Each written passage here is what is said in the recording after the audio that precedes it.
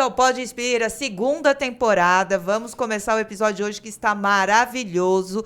Eu estou aqui com a minha super parceira, Patrícia Cirilo. Olá! Paty, do que a gente vai falar hoje? Hoje é muito interessante, hein? Vamos falar da relação da voz com a saúde mental. Tem relação? Será que tem relação? Como? Como? Vamos Quem? saber. E para falar isso pra gente, estamos com Vanessa Pedrosa, fonoaudióloga, especialista em comunicação profissional. Vanessa, fala um pouquinho mais do seu currículo pra gente. Bom dia, gente. Que bom que a gente está aqui. Obrigada pelo convite. Eu fico muito feliz de poder falar um pouco sobre comunicação profissional.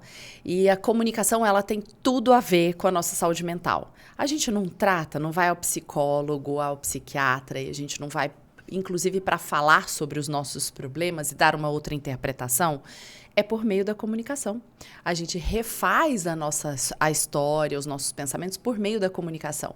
Então, a comunicação ela tem um papel fundamental nesse processo de saúde do dia a dia, de manutenção dos relacionamentos, de propagar e fazer novos relacionamentos positivos e também desenvolver uma boa história mental, uma boa estrutura mental para que você saiba dar significado para o que acontece, reinterpretar e também gerar melhores formas de falar com as outras pessoas. No ambiente íntimo, na nossa casa, com os nossos amigos e também no ambiente profissional. Então, hoje a gente vai a fundo nisso aí. Então, como você está falando, isso tudo são habilidades que vão sendo construídas desde a infância. Sim.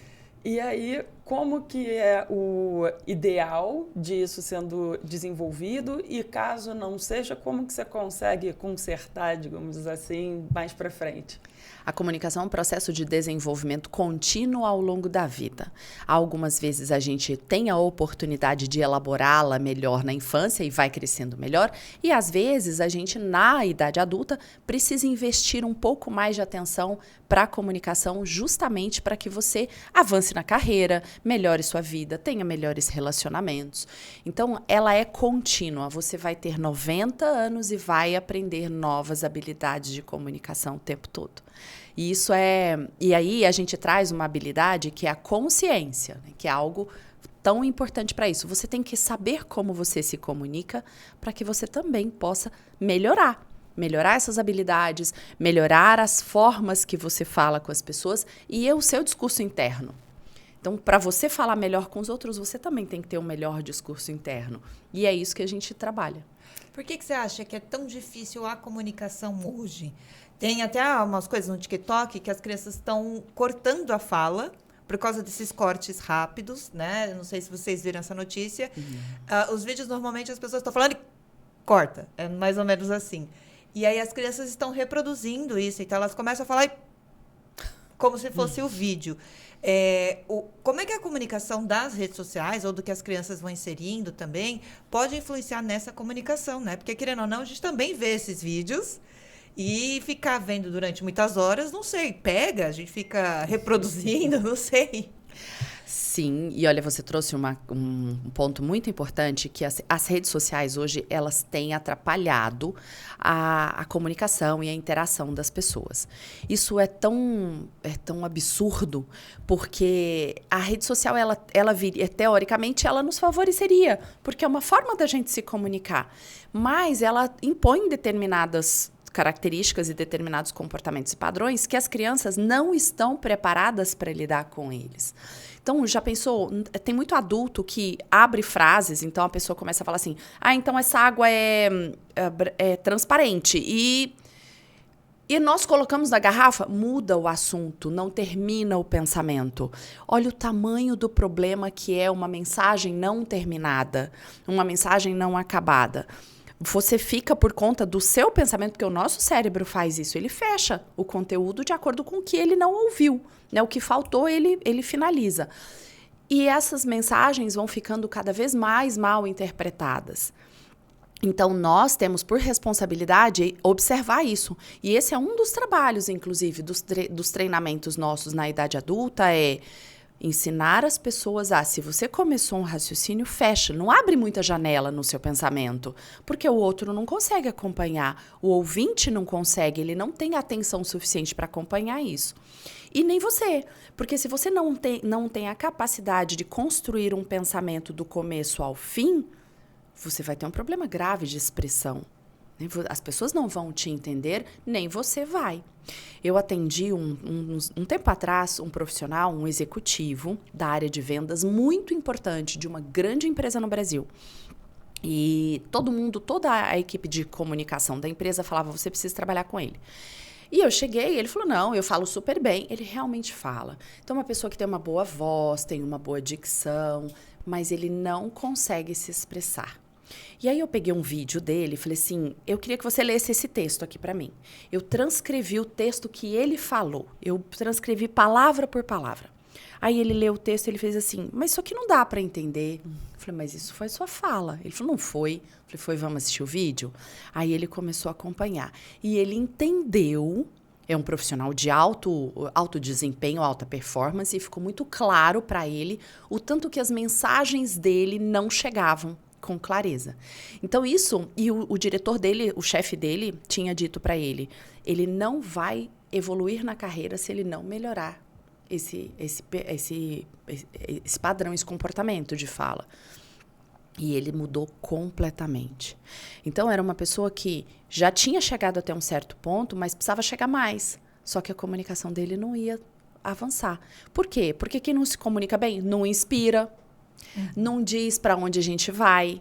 Né? O líder, ele tem que ter clareza disso. Nós vamos fazer isso, nós vamos chegar aqui. E tem muito profissional hoje em dia que não consegue falar. Outro dia, numa conversa, um profissional contando, porque eu estou indo super bem, porque você tem que saber o que estou fazendo e tal. Eu falei, então, o que você faz? Ele não conseguiu explicar o que ele fazia. E é assim, eu já o conheço há muito tempo. E eu dizia para ele, mas você precisa me explicar com clareza o que é que você faz. Era na área de ESG, e ele não conseguia. Então, e você vê que dali para frente, as pessoas, assim, às vezes contratam o trabalho dele, porque, deve ser a pessoa legal, mas na segunda página, quando começa a trabalhar, percebe que não está faltando. Falta uma capacidade de expressão, falta uma capacidade de organização de ideias. Isso é treinamento. A gente ou faz na infância, ou na idade adulta, vai ter que aprender a lidar com isso. E isso é uma coisa que eu vejo em sala de aula. Os alunos, por exemplo, têm muita dificuldade de conseguir identificar o que é importante. É aquela velha história de você ler um capítulo, um artigo, assiste uma palestra, uma aula, e você ter que selecionar o que é importante para você memorizar aquilo. E aí, como que você pode treinar isso? Em sala de aula, isso eu acho que é a base de tudo, né? Nós podemos treinar isso conosco, ou com as outras pessoas, ou com as crianças e com os adultos também. Sempre que você, por exemplo, dá um texto para a pessoa, ela vai ler esse texto. Pode ser uma história, pode ser um livro infantil, pode ser uma notícia, e pede para ela explicar o que ela entendeu. Primeiro, pede para ela recontar a história. Então, olha, eu acabei de ler um livro, esse livro era da Chapeuzinho Vermelho. A Chapeuzinho Vermelho, ela morava com a vovó, morava com a mamãe, e aí ela precisava ir até a casa da vovó. A pessoa tem que aprender a desenvolver isso. E sabe o que é muito comum? Eu li um livro, era de uma menininha, usava um negócio vermelho na cabeça, ela foi lá levar doce e ela encontrou o lobo. Tem lacunas na história. Tem lacunas que são essenciais no processo. E aí a outra parte é a pessoa aprender a dar a opinião. Eu entendi desse livro que você tem que tomar cuidado com as pessoas que você fala. Eu entendi desse livro que eu não posso acreditar em tudo que eu escuto. Eu entendi. A pessoa precisa aprender a falar uma frase completa, concluir um pensamento e se escutar. Porque a maior parte dessas pessoas não sabem falar porque também não escutam. Elas sequer escutaram o que elas disseram. Então, isso é treinamento, isso é do dia a dia. E se a gente for levar isso para a saúde mental, né, o que a gente pode observar? Muitas pessoas, por exemplo, suponhamos que a gente passou por um momento aqui difícil, amanhã foi complicado, o trânsito, e eu chego aqui e eu preciso dizer para você, olha, sabe o que aconteceu? É que eu cheguei muito nervosa. Não, eu preciso aprender a dizer, eu estou um pouco acelerada, me dá 2 minutos para eu desacelerar, para eu poder falar com você. Eu preciso aprender a verbalizar. Verbalizar é colocar em palavras. Às vezes parece tão óbvio na nossa cabeça, né? O que eu estou sentindo, o que eu estou pensando, mas não é. E esse colocar em palavras o que sente, o que pensa, o que entendeu, é muito importante. Por que você acha que hoje as pessoas têm muita dificuldade dentro do ambiente profissional, né? Porque tem a escrita, que são os e-mails, as mensagens, e tem o falar, né? Essa comunicação escrita, muitas vezes, é fontes da nossa cabeça. A gente lê como a gente quer. E aí, eu já ouvi bastante de paciente assim, Bia, falando com a pessoa é ok, mas na comunicação escrita, ela é horrível. Dentro do ambiente profissional, como é que você enxerga essa comunicação? Ela é realmente mais agressiva? Ela não é agressiva? Depende muito da interpretação dos outros? Ou o meu conteúdo interno? Como é que você vê isso? Você está dizendo que a pessoa que às vezes escreve soa agressiva. Ou ao contrário, ou escreve muito fofinho e quando vai falar é um tom passivo-agressivo, né? Na prática, o que você trouxe é tão relevante no nosso dia a dia, porque muitas vezes, e é só nós olharmos, por exemplo, as relações familiares de WhatsApp, né, que são doentias. Por quê? Porque nós, quando lemos algo que a outra pessoa produziu, a gente leva em consideração aquilo que a gente conhece dela. Então, se a pessoa já tem atitudes agressivas, se ela escreveu bom dia, eu não vou falar com você hoje porque estou ocupada, a outra vai entender assim, bom dia, eu não vou falar com você hoje porque eu estou ocupada, não é? Ela levou em consideração o que a outra pessoa já é para ela. Só que na escrita, nós temos que aprender a colocar na escrita a clareza da fala sem a entonação. Então, se eu digo assim, bom dia, tudo bem com você? Bom dia, tudo bem com você? Eu preciso ler sem essa entonação, para entender a clareza da mensagem que eu quero passar. Então, quando eu escrevo, eu leio o que eu escrevi antes de mandar, sem entonação, para eu saber exatamente o que eu estou querendo passar. As palavras são muito importantes na escrita. Quem escreve bem, geralmente fala melhor. E quem tem dificuldade em falar precisa também voltar para a escrita. Eu trabalho isso com todos eles. Eu falo, olha, o processo de comunicação, de aprimoramento da comunicação passa pela escrita. Vamos escrever o que você pensou? Vamos escrever o que você tem na cabeça? Quando você consegue escrever, isso é terapêutico, inclusive, né? As morning pages que a gente sugere para o paciente para escrever, muitas vezes eu já ouvi muito isso. É um processo terapêutico e também de aprendizagem, porque a partir do momento que você escreve e você lê o que você escreveu, você reinterpreta. Agora explica. Agora pega tudo isso que você falou e coloca em ordem para mim na sua voz, na sua fala. Ah, mas isso é complicado de fazer todo dia, mas é um aprendizado e ele é importante.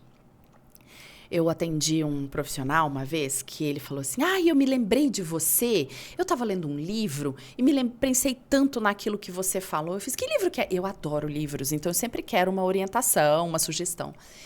Ele não conseguiu falar o livro, nem o nome, nem o que estava escrito. Ele se embananou tanto na fala, eu tenho certeza que ele leu o livro, eu tenho certeza que ele lembrou, mas a desorganização verbal dele era tamanha que ele não conseguiu falar. E aí eu fiz assim, vamos por partes, vamos usar isso como treinamento? Ele falou, vamos. Eu falei assim, começa pelo nome. Qual era o nome do livro? Eu não me lembro. Eu falei, então nós vamos pesquisar. Abre aí o seu celular. Aí ele abriu, foi esse aqui. Me conta qual que era o objetivo do livro, o essencial do livro. Você leu tudo? Ele falou, li. Aí ele explicou. Falei, vamos organizar melhor esse objetivo na escrita? Ele organizou. Então, às vezes, a pessoa precisa entender isso. E por que isso acontece? Porque muitas vezes ele está acostumado a não ser ouvido, então ele ficou muito ansioso. Está acostumado a ver esse tipo de vídeo que não completa, fica muito em silêncio ao longo do dia, não consegue praticar. E a prática, e eu falo que comunicação é você testa, erra, acerta, vê o que funcionou, o que não funcionou. E você tem que estar consciente disso. Porque se você está errando, mas não percebe, não tem consciência, não vai melhorar nunca. E quando você fala escrita, é realmente escrever à mão ou digitar também serve? Aí eu vou dar a minha percepção e disso que eu aprendi muito com muitos psicólogos. É escrita à mão. É escrita à mão. Eu não sei a mágica. Na neurociência, quando eu fiz pós-graduação em neurociência, a gente falava muito sobre isso, desse processo motor, né, de você escrever com a sua própria letra, da identificação sua com aquilo que você está escrevendo, que é diferente de algo padronizado, que você só digitou, mas isso tem uma conexão muito mais profunda com aquilo que você está falando. E eu aprendi isso com os psicólogos, porque eu também escrevo as páginas matinais. E, às vezes, eu escrevo na correria, eu vou no celular e escrevo ali, porque tem um aplicativo. Não tem o mesmo efeito. É impressionante. Quando você escreve com a sua própria letra, você tem uma conexão maior com o que você está falando. E hoje, dando uma dica aqui para mim e para a Paty, como é que a gente pode atender melhor os nossos pacientes e como é que a gente pode ampliar essa comunicação falada? Porque, não sei como é que é para a Paty, quando eles chegam para mim, eles querem falar tudo numa sessão só, né? A vida inteira, muito rápido, tem esses cortes realmente de... Aí eu não sei o que, aí volta... e eu não sei como é que é pra Paty, como é que eles chegam para você? No início, geralmente, é muita coisa acumulada. Se tem ansiedade, que a maioria dos casos tem, aí é isso, quer falar tudo, quer falar rápido e tal. E uma coisa que eu falo muito para os pacientes é justamente para, depois que passa aquela fase inicial ali da psicoterapia, que você desabafa, porque, bem ou mal, a maioria das pessoas acaba fazendo psicoterapia uma vez por semana. E aí acaba sendo sempre um desabafo. Mesmo que você já está 1 ano, 2 anos, muitas vezes a pessoa não está aprofundando porque ela está só desabafando a última semana. E eu falo, começa a ser mais estratégico, começa a pensar o que você precisa trabalhar e foca em falar naquilo, sabe? E aí, assim, como é que uma pessoa, por exemplo, pode trazer pra gente, ou, né? Porque falar, às vezes, da vida inteira, ou uma coisa muito boa, Van, quando a gente fala, quem é você? As pessoas não conseguem falar. E, então, não sei, você já deve ter passado por isso, falar, se apresenta. E não conseguir falar. Nós temos vocês trouxeram essa experiência do atendimento, ela é brilhante, né? A gente tem uma dificuldade muito grande de se apresentar. E geralmente quando alguém pergunta, você fala assim, eu sou fonoaudiólogo, você vai pela profissão. Porque é o instrumento de maior identificação que você tem. E na verdade não é, né? A gente tem muito mais coisa por trás da profissão. Eu exercito isso com os meus pacientes, tá? A primeira atividade que eu faço com eles é ele aprender a se apresentar, a se identificar. Eu sou um ser humano que pensa, que tem pessoas por trás de mim também, na minha companhia, meus filhos, meu cachorro, sei lá. Mas você precisa aprender a olhar para você com essa complexidade muito maior do que simplesmente a sua profissão, por exemplo. E é quando você começa a verbalizar isso, é muito importante. Recentemente, a filha de uma amiga, que estuda na mesma escola que meu filho, ela tem 12 anos de idade, e ela estava fazendo uma apresentação falando sobre ela. E ela colocou no PowerPoint isso, e ela tinha que apresentar isso em inglês. Ficou tão bonito, porque ela teve que olhar para ela mesma e aprender a dizer, por exemplo, eu sou tímida. Mas estava na apresentação, eu utilizo estratégias com as minhas amigas de forma que... E ela não parece tímida, tá? A gente sabe como é que ela funciona, mas ela aprendeu a dizer como ela é, como ela se sente e qual recurso ela utiliza para fazer amigos e lidar com eles. Isso estava na apresentação. Isso é lindo. E ela falou de como ela aprendeu, como foi o desafio dela chegar numa escola que era bilíngue, que ela não falava tanto inglês assim, os desafios e como ela estava hoje. Então, isso é você aprender a se apresentar. Agora, o outro passo é trabalhar com o profissional, por exemplo, apresentando o negócio dele. O que você faz? Eu sou fonoaudióloga. E o que as pessoas sabem sobre fonoaudiologia? Muitos acham que fonoaudiólogo é aquele profissional que ajuda a criança a corrigir o L, falar problema e não problema. Também mas somos, tem um universo gigante por trás. Então, você vê que 2 processos aqui. Eu estou falando do profissional, mas no dia a dia, e você falou muito disso, eu trabalho muito com médicos, e eu vejo muitos médicos com uma dificuldade enorme de se comunicar, que tem dificuldade de ouvir, de fazer pergunta precisa. E nós, principalmente a gente que trabalha nessa parte terapêutica, é aprender a ajudar o paciente a se organizar. Como você diz para ele o que é importante nesse momento? Então, se ele abre a caixinha lá, né, a caixa de Pandora, sai aquele monstro lá de dentro, a gente, até mesmo para a autoestima dele, se você ajuda ele a se organizar, às vezes vai sair uma carinha ali um pouquinho melhor. E ele vai olhar para ela com mais cuidado, vai dar conta de organizar aquele conteúdo que ele quer trazer. Ajudá-lo a escolher. Mas vamos escolher um tema? O que é importante para você agora? E não acha que é simples, não. Eu sempre falo que comunicação é tão complexo, porque aí a pessoa escolhe. Eu quero falar, então, do meu relacionamento com a minha esposa. Ótimo. Então, fale sobre a sua esposa. Aí ele, né, começa a falar e, de repente, vira um outro monstro ali. Ajuda a reorganizar de novo. Escolhe. Vamos escolher temas. Porque quando a pessoa se organiza para falar, ela começa a se entender melhor também. Então, a partir do momento que ela traça um raciocínio limpo, organizado, ela tem melhor interpretação do que ela fala e do que ela sente.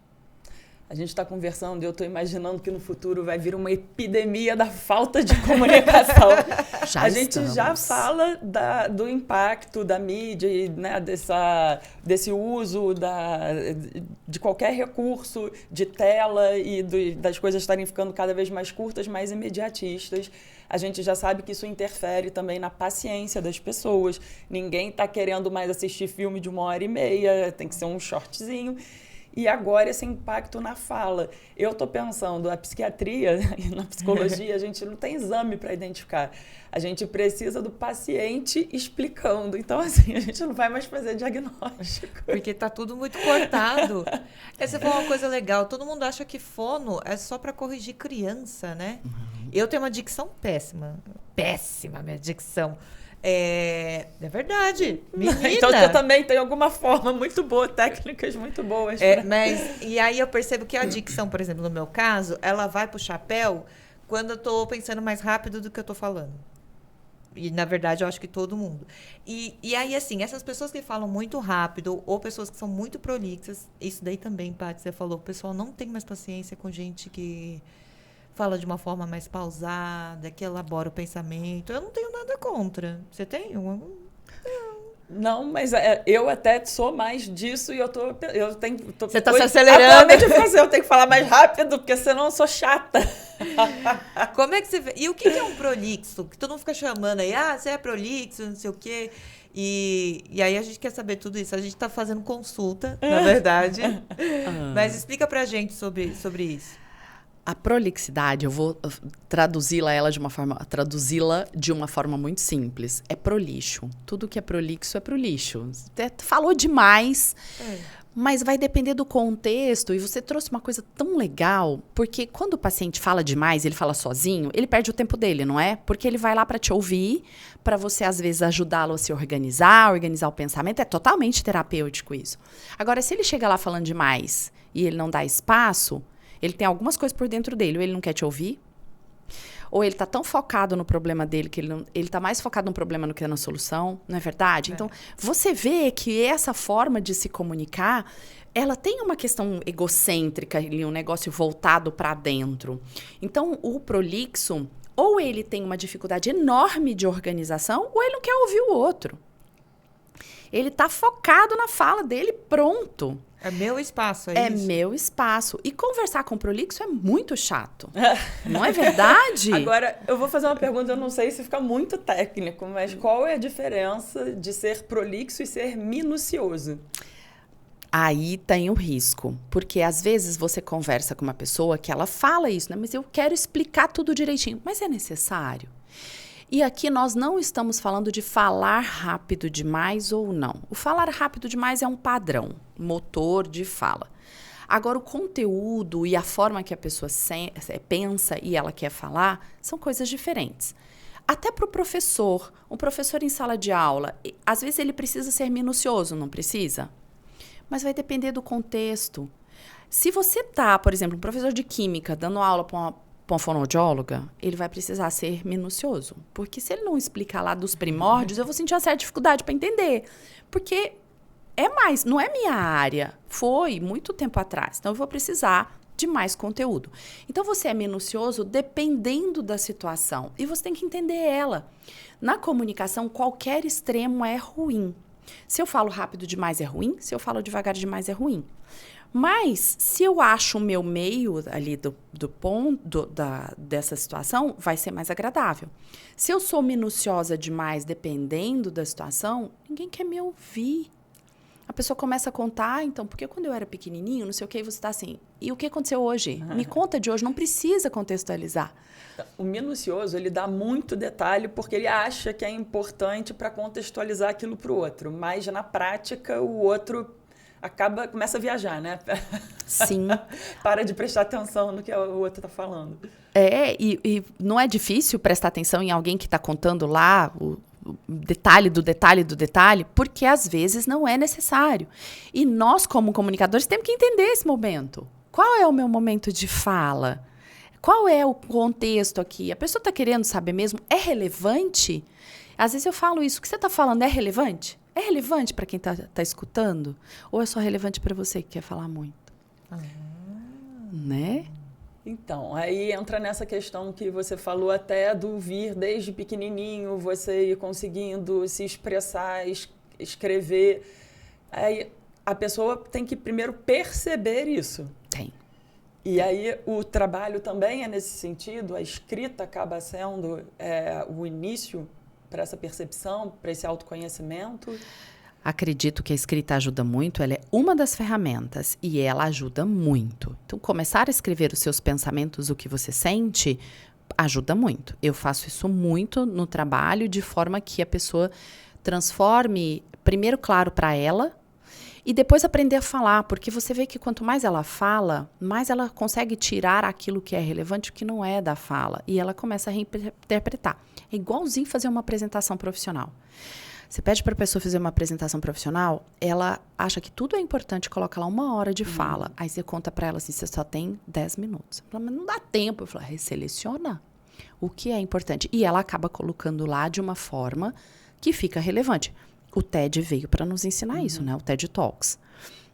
18 minutos para você falar o que você tem para falar. Ah, mas é muita coisa. Não cabe. Se vira. E as pessoas acabam aprendendo a roteirizar a fala. E nós roteirizamos a nossa fala o tempo inteiro. Então, quando o minucioso, muitas vezes, ele cobra um tempo do outro que é precioso. O nosso dia a dia é caro. O nosso dia a dia, o nosso tempo é o nosso ouro da vida. Então, se você gasta muito tempo sendo minucioso em coisas que não são importantes, você não considera nem o seu tempo nem o do outro. Você só considera aquilo que você acha. Ah, é super importante falar isso. E aí entra uma característica hoje que a gente tem falado muito sobre a assertividade. Porque o assertivo, ele não é prolixo. Ele fala, ele tem que levar em consideração o contexto, ou seja, qual é o momento que ele está, as pessoas que ele está interagindo. Tem a educação, eu também falo, você fala, senão vira monólogo e é ruim. E ele tem que levar em consideração o que qual é a emoção envolvida e o que é importante naquele momento. E como é que vocês fazem quando vocês querem organizar o paciente, por exemplo, de uma forma que ele seja assertivo? Porque a assertividade vai ajudar ele também, não é? Como é que vocês fazem para organizar? Me conta. Eu faço pergunta. Eu faço pergunta e aí se ele dá uma desviada, eu realmente falo, tá, mas e isso daqui? E aí eu normalmente faço isso. Então, se eu perguntar, me fala sobre o seu trabalho. Aí você começa a falar e você fala da sua mãe. Eu falei, entendi. Mas no trabalho, às vezes eu falo, vamos focar aqui no trabalho. Não sei a Paty. Paty também? Eu também vou fazendo perguntas para o paciente refletir. E às vezes em situações como essa, o paciente está falando do trabalho e de repente fala da mãe. A princípio você fala assim, ué. Eu até pergunto, você fez esse link, qual que é a relação que você faz? E aí você falou uma coisa muito importante, você falou das emoções. Porque nós achamos que os seres humanos são seres racionais, mas a gente é baseado na emoção. Então, até para você se comunicar, para você prender a atenção do outro, você tem que estar batendo nas emoções dele. E aí, como que isso pode ser trabalhado? Do ponto de vista da comunicação, eu observo muito a emoção de forma que a pessoa possa gerenciar essa emoção quando ela vai falar. Então, profissionalmente, ele vai subir num palco, tá nervoso. Eu tô ansioso, eu não gosto de falar em público e tá com uma dificuldade enorme. Como você lidar com isso? Então, vai ter exercício. Exercício respiratório. Ele vai ter que treinar muito, porque ele precisa ter ferramentas na mão dele para ele escolher quais as ferramentas ele vai usar naquele momento. Ah, ferramenta? Que tipo de ferramenta? A ferramenta da respiração, a ferramenta do reduzir a velocidade de fala, a ferramenta do eu treinei bastante, eu tenho na minha cabeça o que eu tenho que falar e eu não decorei, eu entendi o que eu preciso falar. A ferramenta, muitas vezes, do tom de voz. Ontem, trabalhando com uma apresentadora, ela é espetacular. Ela entende tudo de política. E ela ia fazer a ancoragem ontem das eleições. E ela falava assim, mas eu tô falando muito né. Eu falei, sabe por que você tá falando muito né? Porque você tá se sentindo intimidada. E eu fiz essa afirmação porque eu conheço ela. Você está se sentindo intimidada com o contexto. Ah, mas como eu vou resolver? Eu falei, você vai segurar na sua voz, porque ela tem uma voz poderosérrima, uma voz forte. Todas as vezes que você perceber a emoção da insegurança chegando, você vai falar mais forte. De forma que você mostre para o seu cérebro que você está sob controle. Ah, mas eu vou parecer arrogante? Esse é um risco que nós vamos ter que correr. E você vai trabalhar isso ao longo do processo. Ficou lindo. Ela entrou, ela não falou né. Ela falou firme. Ela conseguiu segurar a troca de turno entre eles numa boa, porque ela era responsável. E trazendo um recurso que ela tinha muito bem, a ferramenta da voz. Então, de impor a voz dela. De impor a voz. Então, muitas vezes, no nosso dia a dia, a gente precisa reconhecer aquilo que a gente faz bem. O que eu faço bem? Eu entendo tudo sobre o assunto. Você consegue organizar? Ah, eu consigo. O próximo passo é, por exemplo, eu falo bem, eu tenho uma boa dicção. Então, eu vou trabalhar a velocidade de fala de forma que eu preste atenção e que eu consiga facilitar. Eu recebi uma pergunta ontem muito legal no Instagram, que foi assim... Doutora, ela escreveu desse jeito. Doutora, eu acho que eu falo bem, mas meus gestos são muito rápidos e muito fortes. Como eu faço para controlar? Eu não conheço a pessoa, mas me veio na cabeça a boa parte das pessoas que eu trabalho. Geralmente, quem tem gestos muito rápidos, muito fortes, são pessoas mais ansiosas. Ou que estão em situações de desconforto de fala, porque a pessoa começa a ficar nervosa, começa a balançar, ela chacoalha o corpo. Então, você precisa achar o ponto, o hábito angular dela. Qual é o hábito angular ali de chacoalhar? Por que ela está fazendo isso? Porque ela está insegura. Então, vamos procurar relaxar o corpo? Muda a postura, deixa seu braço solto e tenta falar. Ah, mas eu não consigo, eu fico muda. Não, não é verdade. Mas a gente consegue organizar, porque o gesto, ele vem junto com a fala, ele orquestra a fala. Se eu começar a falar aqui devagar, mas eu tiver um gesto assim, não é estranho? Não combina. O nosso corpo não combina com ele. Então, é um momento de você prestar atenção. Você vai buscando essas ferramentas, a comunicação como uma caixinha mesmo, de ferramentas. Eu tenho a ferramenta da voz, da dicção, da velocidade de fala, da entonação. E a entonação que você trouxe agora é uma coisa muito importante, porque ela é emoção. A entonação é emoção. Se você fala alguma coisa para mim que eu não gosto, eu posso simplesmente ignorar, porque você que falou, é uma questão sua, não é minha, e seguir numa boa. Ou eu posso responder, você acha, não acha? Eu posso comprar ou não, e eu vou mostrar para você que eu comprei ou não pela voz, pelas palavras que eu escolhi. A entonação, às vezes, é mais importante do que a palavra, né? Porque, às vezes, eu posso falar, ai, que linda! Né? E eu estou falando palavras fofas, mas a minha entonação está completamente de raiva. O que está aparecendo mais para você hoje, Ivan? No consultório, qual que é a sua maior demanda? Como é que que está sendo o seu dia a dia? Você falou da repórter, né? Como é que, sei lá, eu tô te vendo, quero passar, amei você, quero passar com você, como é que é? Eu trabalho na área da comunicação profissional, então as pessoas me procuram para falar melhor. Então, por medo de falar em público, porque querem gravar vídeo, às vezes, de uma maneira melhor, porque querem aprender a ter uma melhor dicção profissionalmente, a falar, se organizar, roteirizar a fala. Então, aparece de tudo nesse sentido. Depende muito do ano, porque como eu atendo muita empresa, tem períodos do ano que, como as empresas têm muito evento, vem todo mundo para aprender a falar melhor no palco, a se apresentar, fazer uma melhor apresentação. Tem época que é o do dia a dia, mas é muito voltado para essa questão, né, da comunicação. Como eu falo melhor, como eu melhoro a minha carreira. Então, muitos procuram porque tem que evoluir na carreira, tem que crescer, passar para um próximo nível na liderança e precisa da comunicação. E aí a gente tem muitas pesquisas, né, que falam o tanto que a comunicação é importante profissionalmente. E aí está claro que boa parte desses profissionais não crescem na carreira porque não se comunicam. Eles chegam para mim, esse é o meu viés. Então, o líder, para ele crescer, não adianta ele ser técnico bom. Às vezes ele é ótimo técnico, maravilhoso, ele sabe tudo da fonoaudiologia, por exemplo, mas não se comunica bem. Então, isso é muito comum. Eu posso voltar a uma coisa que você falou? Porque esse é um bom exemplo. A gente falou da emoção na comunicação. E você deu um ótimo exemplo, eu quero usar esse exemplo de outra forma. Quando a gente fala, então eu posso dizer, por exemplo, assim, ó, eu gosto de chocolate. Suponhamos que você me pergunte, olha, vai ter sobremesa? Qual sobremesa você quer? Aí eu respondo assim, eu gosto de chocolate. Ou eu posso falar assim, ó, eu gosto de chocolate. Não quero saber dos outros, mas eu gosto. Eu gosto de chocolate. Não me traz outra coisa, não. Não é verdade? Ou então, eu gosto de chocolate. Pode ser. Então, a entonação, a frase é a mesma. Eu gosto de chocolate. Mas a entonação deu o significado. A entonação traz a intenção. Eu posso dizer para você, você abriu a porta. Você abriu a porta. Você abriu a porta. Esse significado que o nosso cérebro vai em busca o tempo todo. E é essa beleza que está no nosso dia a dia que a gente está esquecendo dela. A gente precisa trazer isso mais, sabe? Você se comprometer mais com o que você sente e expressar aquilo que deve ser expressado. E aí entra no eu falo o que eu quero, ou eu dou a entonação que eu quiser. Não, porque isso é falta de educação. Então, você assume a responsabilidade do que você fala dessa forma.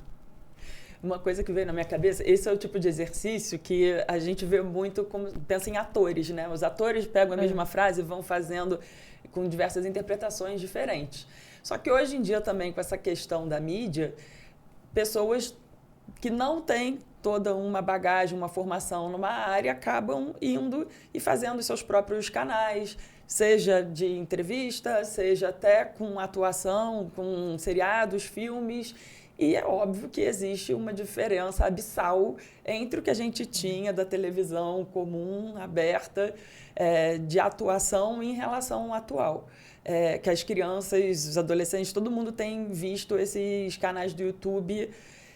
E aí eu estou pensando, então você acaba ficando com aquele modelo onde o que você assiste também já não mostra todas essas habilidades.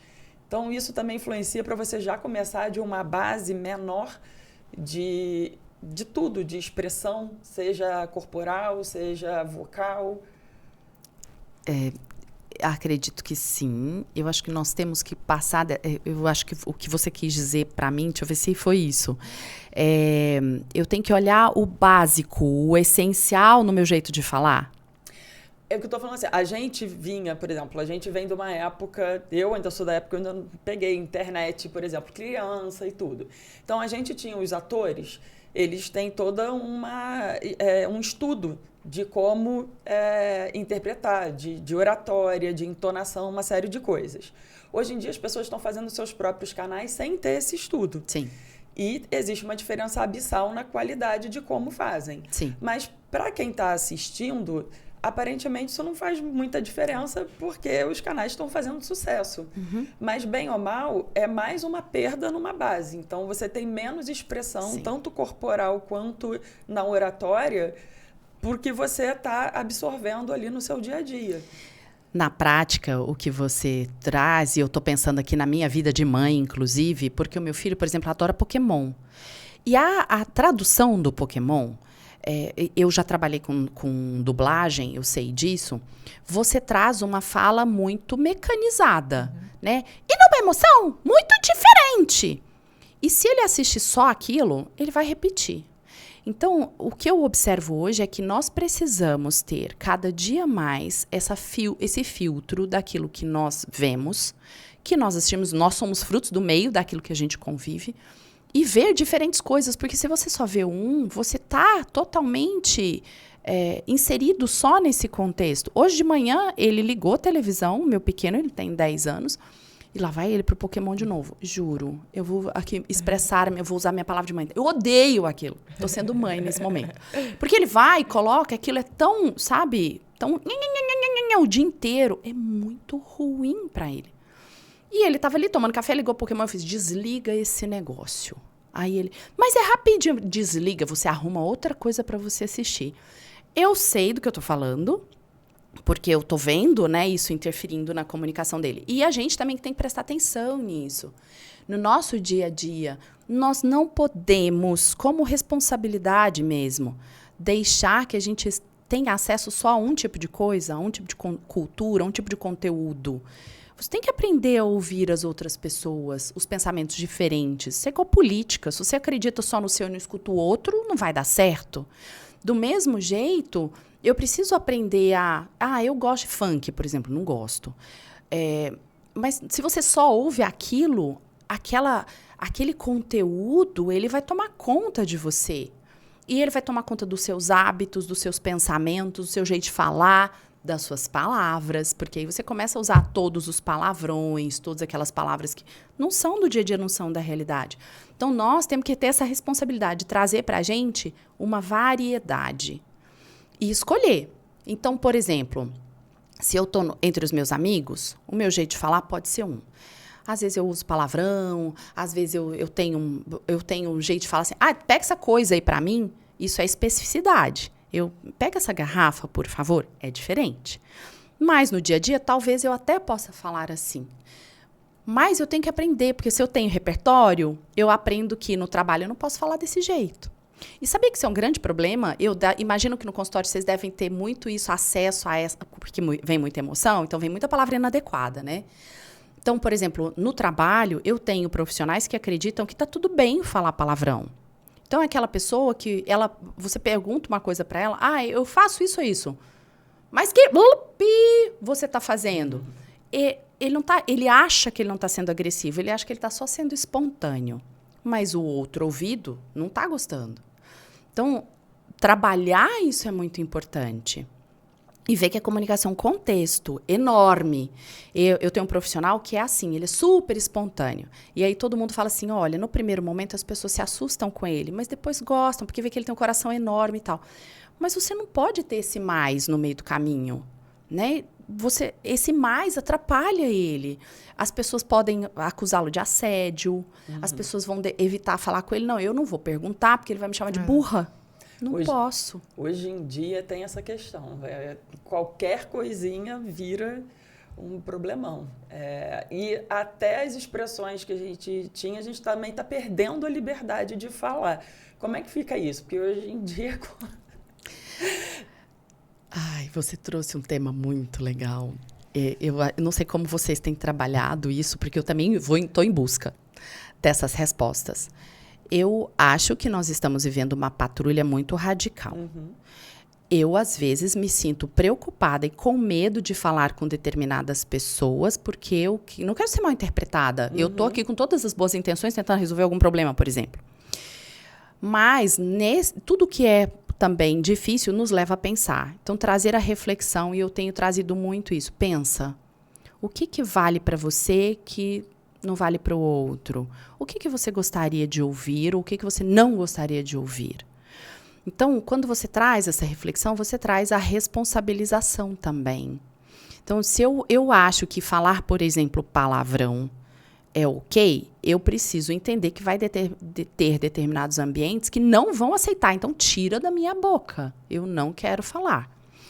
E isso vale para outras expressões, inclusive aqueles termos que a gente não considerava racismo e hoje a gente entende que pode ser considerado racismo em alguns momentos, que pode ser considerado agressivo ou não. Tem coisa que eu acho que é bobagem, acho um monte.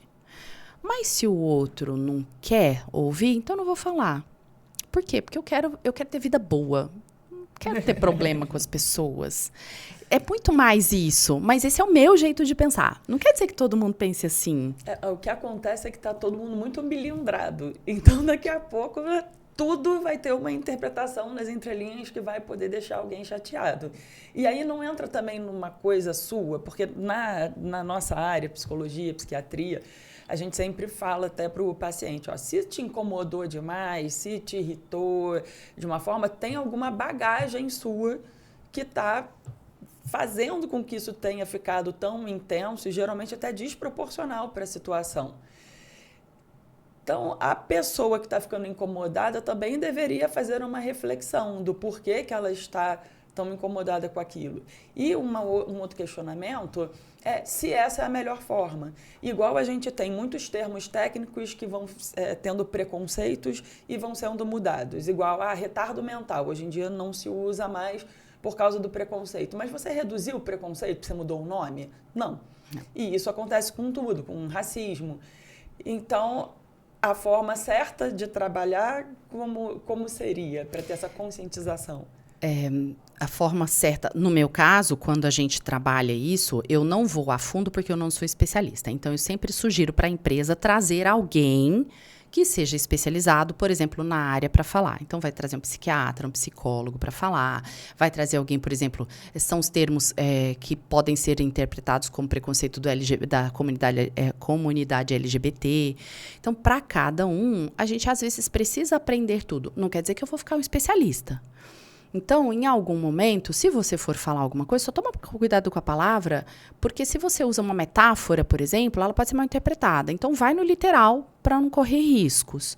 Evite termos, por exemplo, tem muitos termos que são racistas e tem outros que foram inventados. Inventaram, esse é racismo, por exemplo.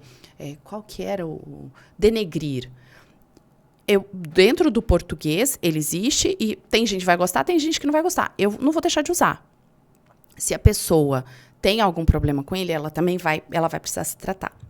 E aí, eu tenho um exemplo muito interessante de uma empresa que eu estava acompanhando, que era assim, estava todo mundo sentado numa reunião e o presidente estava falando e ele fez um comentário e tinha uma pessoa na plateia que eu não sei dizer exatamente quem ela era no momento, mas quando ele apontou e falou assim, vocês homens e mulheres que estão aqui, ela achou que ela estava apontando para ela, chamando ela de homem.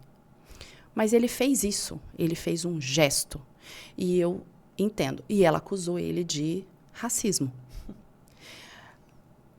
É um problema dela ou é um problema dele? E tem todo o conceito, o histórico por trás disso, do que as pessoas sentem. Eu entendo isso e eu respeito muito isso. Mas tem algumas coisas que você está fazendo só para você chamar atenção, só para você lacrar, porque todo mundo quer lacrar. Uhum. Você está fazendo isso porque você realmente se sentiu assim? Ou você quer expor o presidente da empresa? Qual é o conteúdo? E essas são as questões que hoje nós estamos tendo que conviver e aprender. Então, todos os dias eu aprendo. Eu olho e falo, olha, isso aqui eu preciso tomar cuidado. Por quê? Porque eu não quero ofender o outro.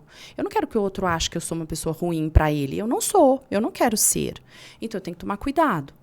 Cada um vai ter que achar o seu caminho dessa convivência das diferenças, porque elas são importantes, bem-vindas, e elas fazem parte da comunidade, desse mundão enorme de diferentes pessoas, e a gente vai ter que aprender a lidar com elas.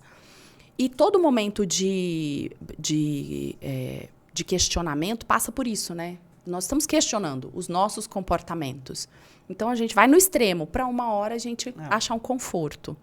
A gente está chegando aqui no final. Foi maravilhoso. Amamos.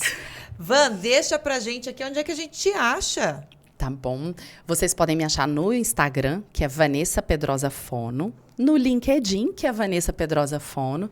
Eu tenho lá um monte de vídeo, conteúdo, e eu publico conteúdos diferentes. Então, no LinkedIn, coisas muito mais profissionais. No Instagram também tem muita coisa profissional, mas tem um olhar mais geral da comunicação. E tem o meu canal do YouTube, que é o @comunique com semudo mais. @comunique mais. Vai estar na descrição aqui do vídeo. Paty, onde é que a gente te acha? Pode jogar no Google, Patrícia Cirilo, com C e 2 L's, tem meu site, Instagram, DRA de doutora Patrícia Cirilo, facinho de me achar. E eu sou a Bia Brandão, do Puxão de Orelha. Amamos. Você quer deixar um recado?